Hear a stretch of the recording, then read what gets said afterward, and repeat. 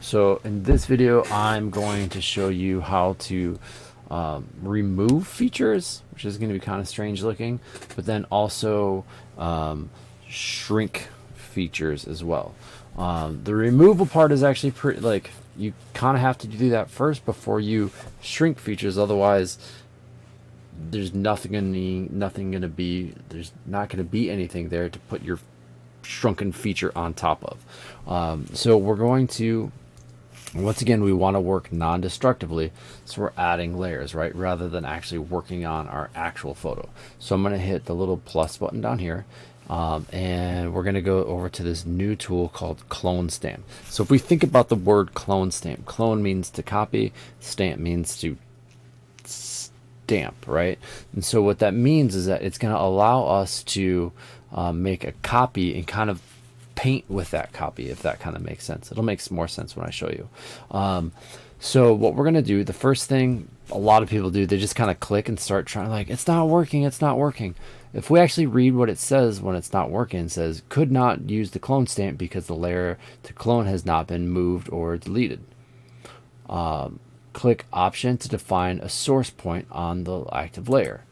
Okay, so what that means is that I actually have to say, hey, this is where I want to take information from. So I need to say, I'm going to hit Alt, right? And you can see it turns into a crosshair, right? And so it's saying, hey, I want to take information from this area and I want to kind of copy it over here. Before we start, though, we have to look at our layers. There's nothing in the layer that I'm working on right now. And so what I have to do is actually have to go up here to my controls and say, I want to use my current and below. So not just the layer I'm working on, but I also want to be able to pull information from the layers that I can see below. All right, so now I can hold down Alt, I can click, and as you can see, it's showing. And with this, it's usually better to get smaller sections rather than a really big brush, because you kind of have to be a little precise with it. So this time I'm going to go from this side because I want to get some of those similar shadows in there. And you can see it's kind of creepy.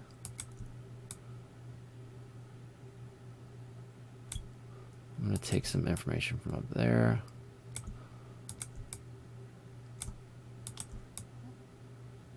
So you notice I'm clicking and going back over and over again. And some of that's because I don't want to pattern. And so you can see a little bit of patterning is happening through here. So it's taking that birthmark and just repeating it over and over.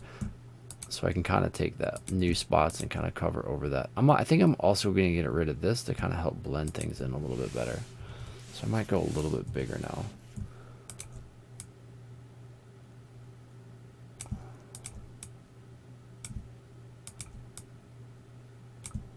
Ooh, that one was not good. Go here.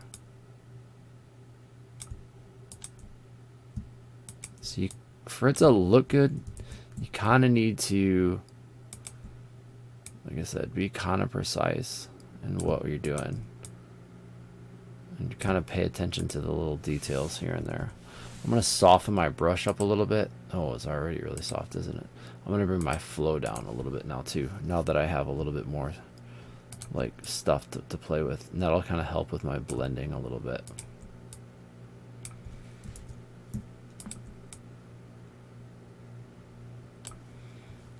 It's not great. I mean, there's definitely some strange stuff going on up here, just kind of with that color blending. It's not perfect, but you know what? I think it will work. I'm trying to like blend it in a little bit better by pulling some of that information from up there. This is one of those things where you can get sucked in and really like spend a lot of time. All right, we're gonna call that good. So I'm gonna hide it for right now. Okay, now the next thing I'm gonna do is I'm gonna go down back to my layer 1, and I'm gonna make a copy now of my mouth. So I'm going to go around those lips, and it's okay to get a little extra, right? Because I'm going to blend that skin in with it. So I'm going around my mouth, Command J, boop. So the Command J once again makes a copy, makes a new layer with it. All right. So I need to make sure my layers are set up properly. So I need to bring my layer 3 on top of my layer 2. All right, so now at this point, I can take my layer 3, which are my actual lips. I'm gonna hit mask, and this is kind of where the magic happens. Oh, we forgot to do something, right? We forgot to resize them. So I need to go up to my move tool. Once again, if for some reason your bounding boxes, right, your transforming boxes aren't showing up, all you have to do is go up to show transform controls, right? So let's make this mouth a little smaller. I'm going to hold down Alt/Option. Right. Another kind of funny thing you could do would be to turn it upside down. Sometimes that's kind of strange looking. All right. I'm going to keep my mouth right side up. So I'm just going to go kind of tiny with it. That's pretty good there. I'm going to zoom in. And then this is where I start doing my blending with my paintbrushes, right? So I'm going to go with my brush. I'm going to switch to black because black is invisible and white is visible when I'm working with masks. My flow is already pretty low. That's fine. Bring my hardness down quite a bit, which is fine because I'm trying to... Whoa! What did I forget to do? Forgot to click on my mask, right? Because I was on my image when I started going with my black, I drew black onto my image rather than making things erase. So I'm going to go back over here. I'm going to make my brush smaller with my brackets. And I'm going to start, and I'm just going to go around and blend that stuff in. Super easy.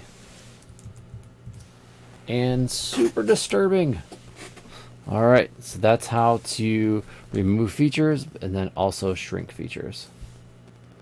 I'm gonna move it down just a little bit. Oh yeah, look at that. That's not okay. All right.